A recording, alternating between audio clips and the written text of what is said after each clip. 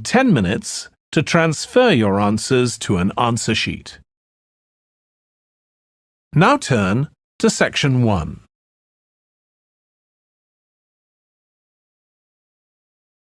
Section 1.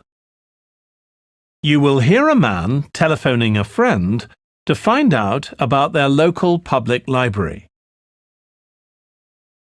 First, you have some time to look at questions 1 to 4.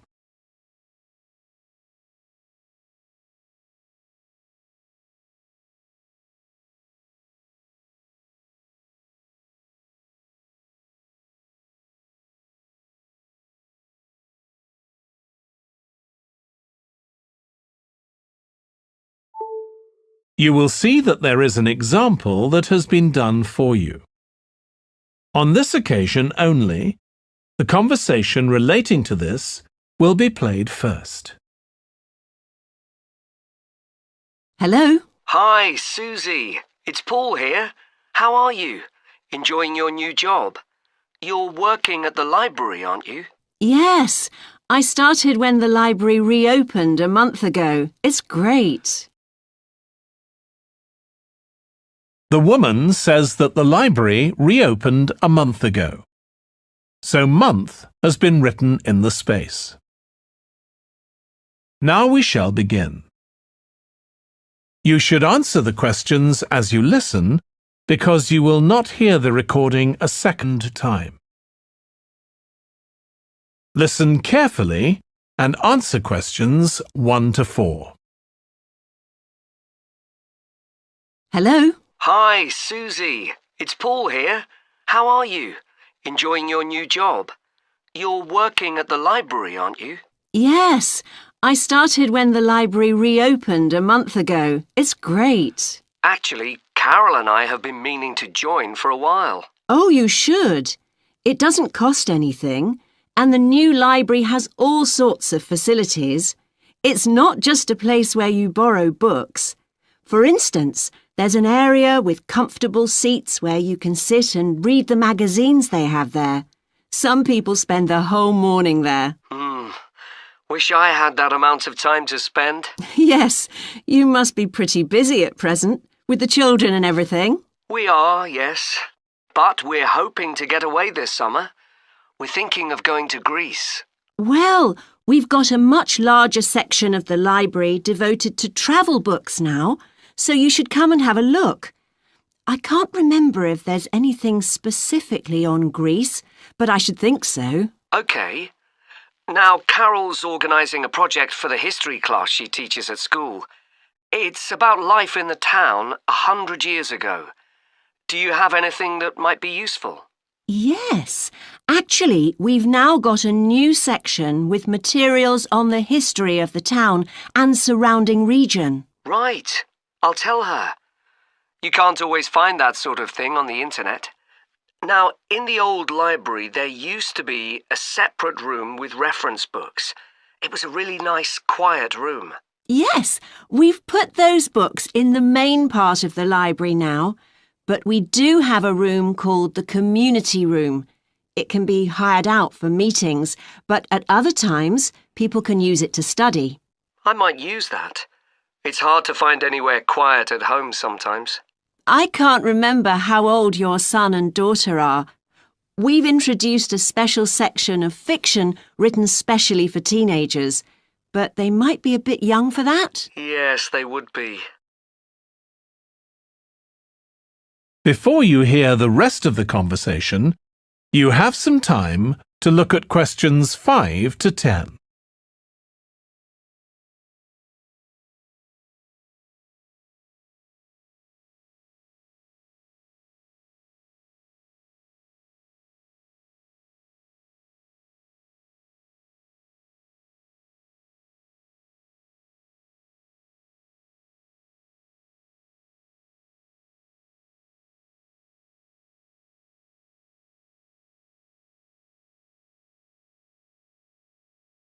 Now listen and answer questions 5 to 10. Well, we do have lots of activities for younger children. Yes? For example, we have a science club. At the next meeting, they're going to be doing experiments with stuff that everyone has in the kitchen, sugar and flour and so on. They might be interested, yes. And we have a competition for children called Reading Challenge. That doesn't begin until after the end of term. They have to read 6 books and they get a certificate if they manage it. So that gives them something to do while they're on holiday, instead of getting bored. That's the idea. And there's special activities for adults too. On Friday, we have a local author called Tanya Streep, who's going to be talking about her new novel. It's called Catch the Mouse, and she based the story on a crime that actually took place here years ago. Right. We're not free on Friday, but I'll look out for the book. Now, this probably isn't for you, but we do have IT support available for members. We get quite a few older people coming along who are wanting to get up to speed with computer technology. It's on Tuesday mornings. They don't need to make an appointment or anything. They just turn up. Well, my mother might be interested. I'll let her know. OK. And there's another service which you wouldn't expect from a library, which is a free medical checkup. The hospital arranges for someone to come along and measure the level of sugar in your blood, and they check cholesterol levels at the same time. Really? Yes, but that's only for the over 60s, so you wouldn't qualify. OK. Well, I'll tell my mother. She might be interested. What other information? Well, we do have a little shop with things like wall charts and greetings cards, and also stamps, so you can post the cards straight away, which is really useful. Yeah. Well, I'll bring the children round at the weekend and we'll join. Oh, one more thing. I'll be bringing the car. Is there parking available? Yes, and it's free in the evening and at weekends. Perfect. Well, thanks, Susie. See you soon. That is the end of section 1. You now have half a minute to check your answers.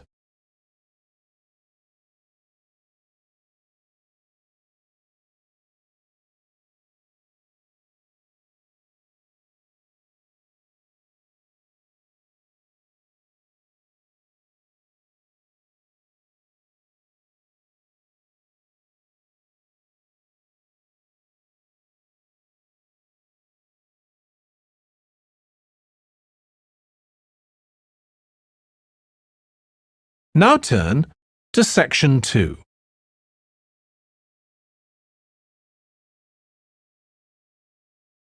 Section 2. You will hear part of a training session for new employees at a large travel company. First, you have some time to look at questions 11 to 17.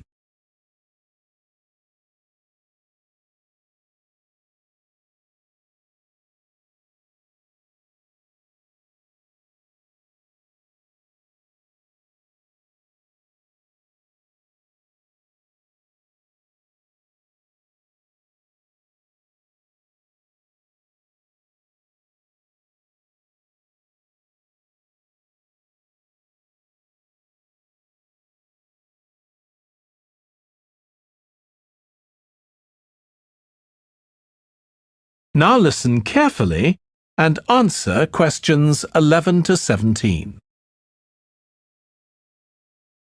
In this session in your training day, we're going to look at some of the more specialized holidays we offer at BC Travel. Now, the travel business is very competitive, and it's important to be aware of how the market's changing and developing. In terms of age groups, the over 65s are an important market, and one that's increasing steadily year on year. The fewest holidays are taken by the 31 to 42-year-olds, and that figure shows no sign of rising.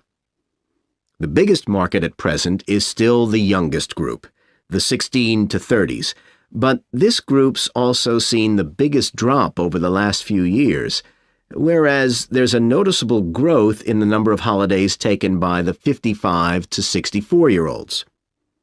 As far as the 43 to 54-year-olds are concerned, bookings there are steady, but I have to say we haven't seen the increase we expected. One trend we're noticing with nearly all age groups is the growing popularity of holidays in which clients do some kind of specialized activity. I'm not talking here about adventure holidays where clients take part in high-risk activities like white water rafting just for the thrill of it. Activity holidays usually involve rather less high-risk sports or things like art and music. They're not necessarily cheaper than ordinary holidays, often the opposite in fact, but they do often take place outside the main tourist centers, which gives an opportunity for clients to find out more about the local people and customs. And many say this is one of the most positive features of these holidays.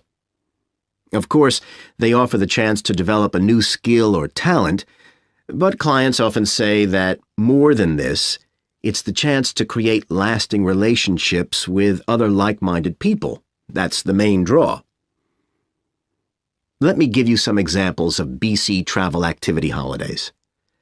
Our painting holidays take place in 4 different centers in France and Italy, and they're very popular with clients of all abilities from beginners onwards. We've got an excellent team of artists to lead the classes. Some of them have been with us from the start, and 5 additional ones will be joining us this year so that we can offer a greater number of classes in each center. As far as cooking holidays are concerned, I know a lot of agents offer holidays where clients cook recipes related to one particular country, usually the one they're staying in, but we focus on dishes from a great many different ones. Apart from that, you'll find the usual emphasis on good quality organic ingredients. That's more or less a given nowadays, and there are generally some meat-free recipes included. Our photography holidays take place in a wide range of countries from Iceland to Vietnam, and clients have the opportunity to see some stunning scenery. Groups are small, no more than 8, so clients can have one-on-one tuition during the holiday, and excursions are arranged with fully trained guides. At the end of each holiday, an exhibition is held of the photographs taken, so that clients can see one another's work and receive valuable feedback from the tutor. Before you hear the rest of the training session, you have some time to look at questions 18 to 20.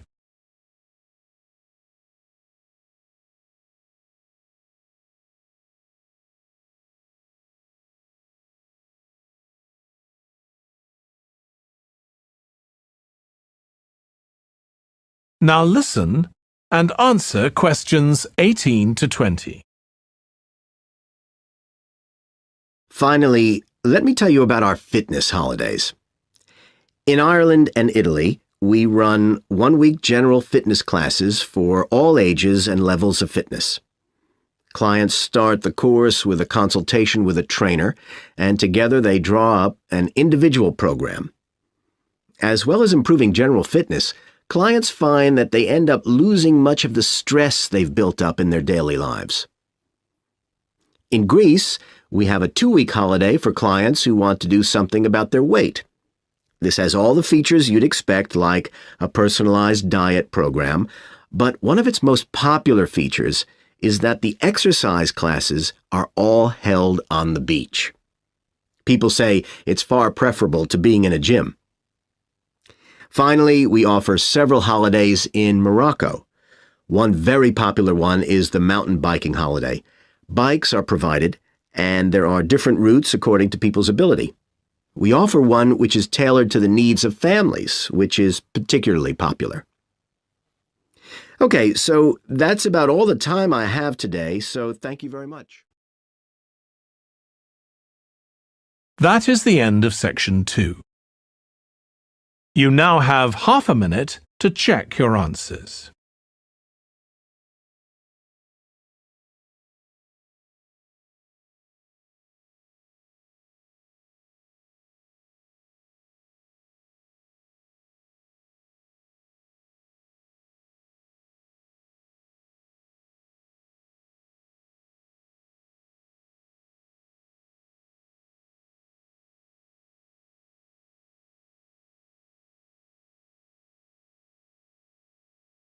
Now turn to Section 3.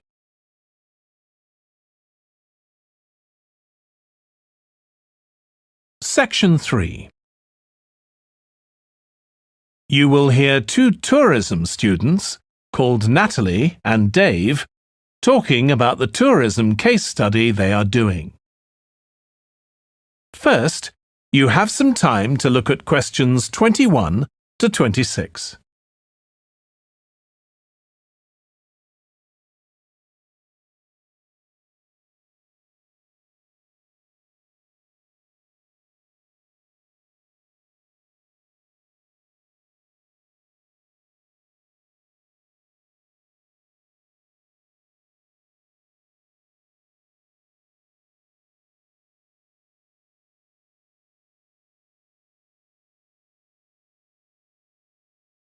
Now listen carefully and answer questions 21 to 26.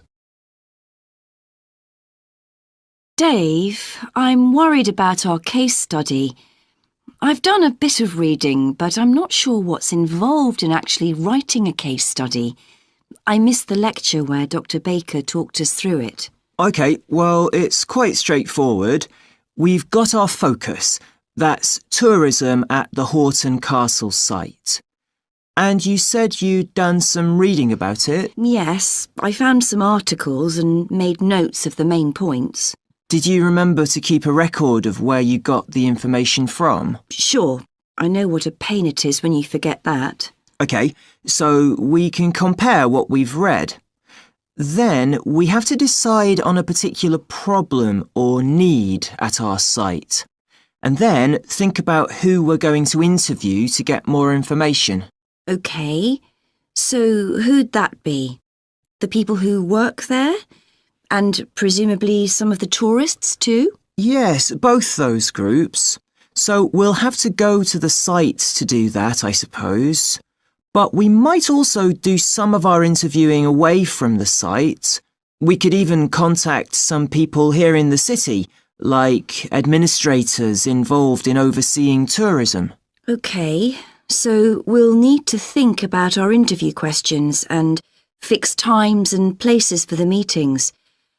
It's all going to take a lot of time. And if we can, we should ask our interviewees if they can bring along some numerical data that we can add to support our findings. And photographs? I think we have plenty of those already.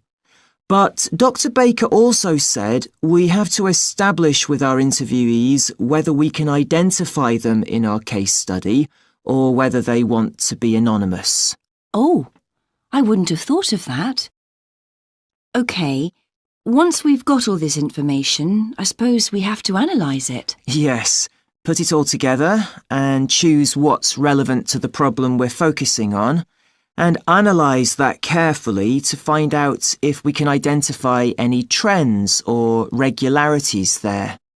That's the main thing at this stage, rather than concentrating on details or lots of facts. OK, and then once we've analysed that, what next? Well, then we need to think about what we do with the data we've selected to make it as clear as possible to our readers. Things like graphs or tables or charts. Right. Then the case study itself is mostly quite standard. We begin by presenting the problem and giving some background, then go through the main sections. But the thing that surprised me is that in a normal report, we'd end with some suggestions to deal with the problem or need we identified. But in a case study, we end up with a question or a series of questions to our readers, and they decide what ought to be done. Oh, I hadn't realised that.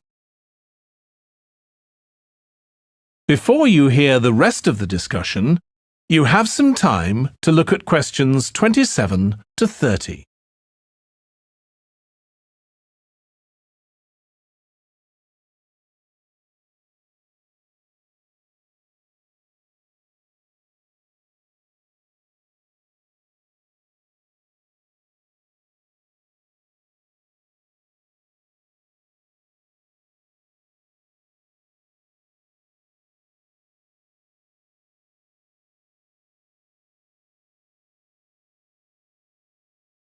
Now listen and answer questions 27 to 30.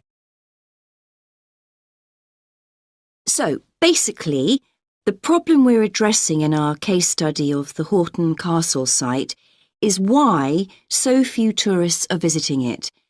And we'll find out more from our interviews, but I did find one report on the internet that suggested that one reason might be because, as far as transport goes, access is difficult. I read that too, but that report was actually written 10 years ago when the road there was really bad, but that's been improved now. And I think there's plenty of fascinating stuff there for a really good day out, but you'd never realise it from the castle website. Maybe that's the problem. Yes, it's really dry and boring. I read somewhere a suggestion that what the castle needs is a visitor centre.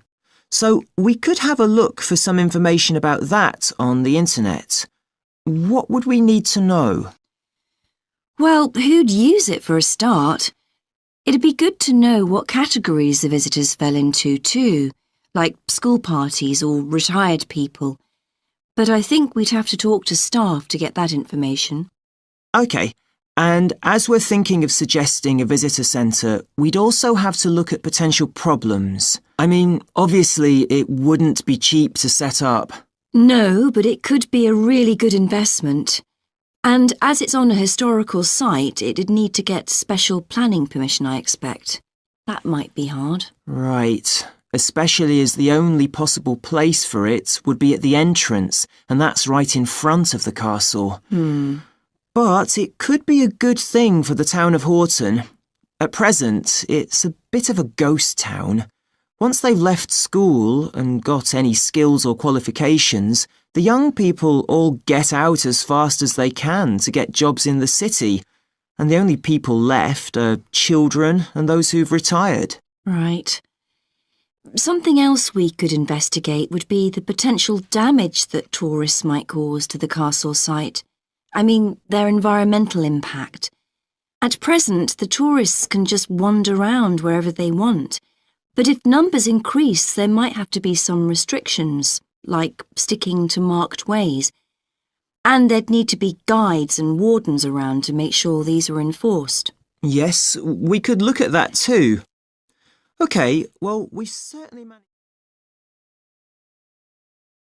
That is the end of section 3. You now have half a minute to check your answers.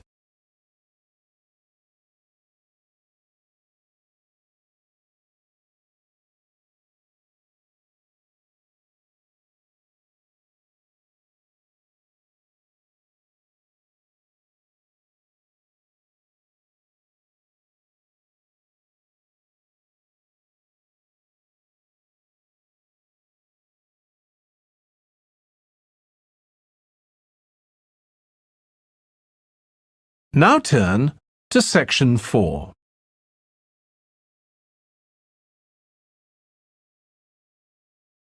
Section 4. You will hear a lecturer on an environmental studies course discussing how birds are affected by environmental change. First, you have some time to look at questions 31 to 40.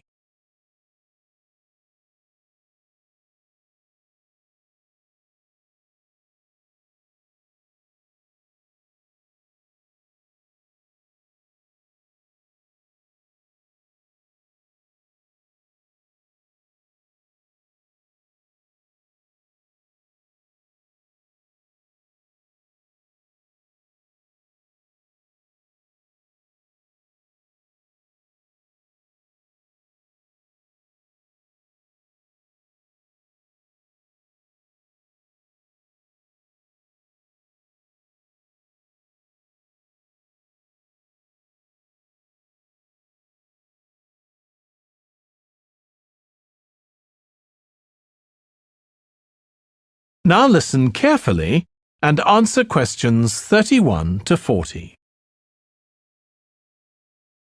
OK, so we've been looking at how man-made changes in our environment can affect wildlife. Now, I'll discuss a particular example. Let's take a look at mercury. Mercury's one of the 120 or so elements that make up all matter, and it has the symbol Hg. It's a shiny, silvery substance. You may have seen it in old-fashioned thermometers, but it's not used much for domestic purposes now because it's highly toxic. But the problem is that the amount of mercury in the environment's increasing.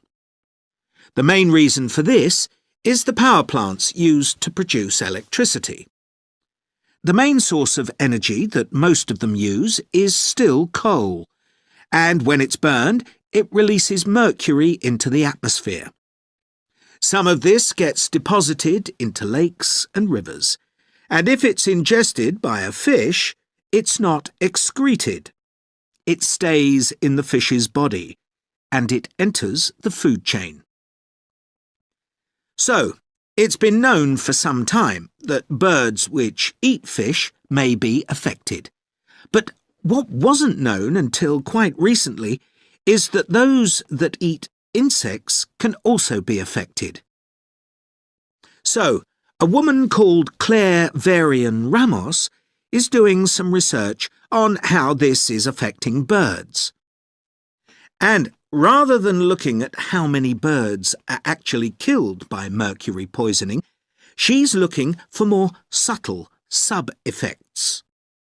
And these may be to do with the behaviour of the birds, or with the effect of mercury on the way their brain works, so whether it leads to problems with memory, for example.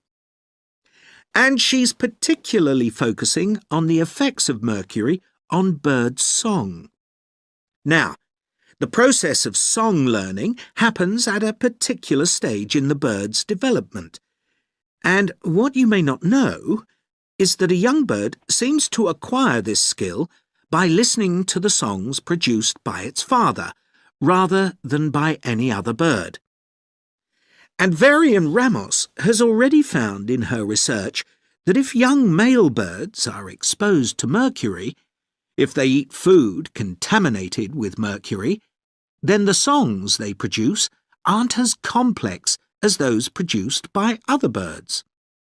So, quite low-level exposure to mercury is likely to have an impact on male birds in a natural situation because it can mean that they're less attractive to female birds, and so it can affect their chances of reproduction.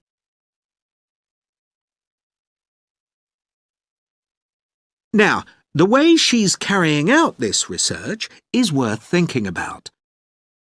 She's using a mixture of studies, using birds kept in laboratories and studies carried out outdoors in the wild. The lab-based studies have the advantage that you don't get all the variables you would in a natural setting.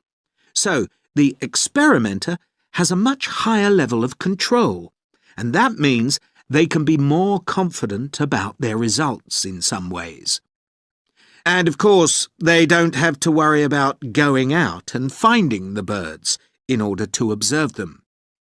So, what are the implications here for humans? Well, because many birds are migratory, they may be transporting mercury far from contaminated sites. For example, it's been found that ducks who'd been feeding at a contaminated site were later shot by hunters over 1,000 kilometres away, and presumably eaten. But these birds likely had mercury levels high enough to warrant concern for human consumption. In addition, going back to song learning by birds, we saw that this may be affected by mercury contamination. Well, we also know that in humans, mercury causes developmental delays in the acquisition of language, and in fact this process is very similar in the brain regions it involves, and even the genes that are involved. But mercury contamination has other important implications for humans as well. It's now known that an unborn child can be affected if the food eaten by its mother contains high levels of mercury, and these effects can be quite substantial. In the end, it comes down to whether more value is placed on human economic well-being or environmental well-being. It's true there are new regulations for mercury emissions from power plants, but these will need billions of dollars to implement and increase costs for everyone. Some argue that's too much to pay to protect wildlife. But as we've seen, the issues go beyond that, and I think it's an issue we need to consider very carefully. That is the end of section 4. You now have half a minute to check your answers.